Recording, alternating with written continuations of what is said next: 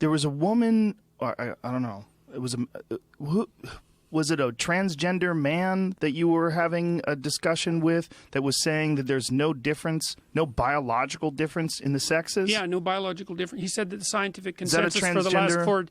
I'm not sure. I don't believe so. He was a professor who taught transgender studies at the University of Toronto. And yeah, and he said outright that there were no biological differences between men and women, and that was the scientific consensus. And he believed that he had the qualifications to say that because he was a historian of medicine, you know, which hardly qualifies as a scientist.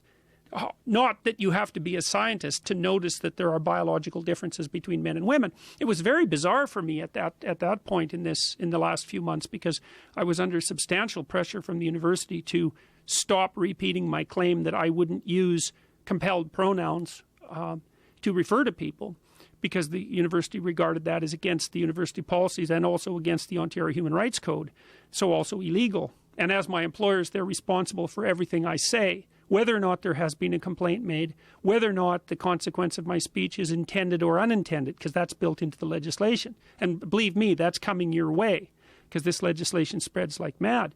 But on the one hand, I got 2 letters of warning from the university for refusing to use these compelled pronouns, which I regard as the ideological constructions of radical left-wingers.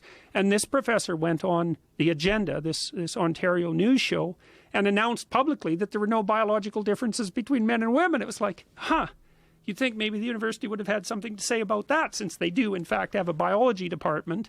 But, oh no, that went by without notice. That was perfectly fine. It's insane. It's such an insane thing to say.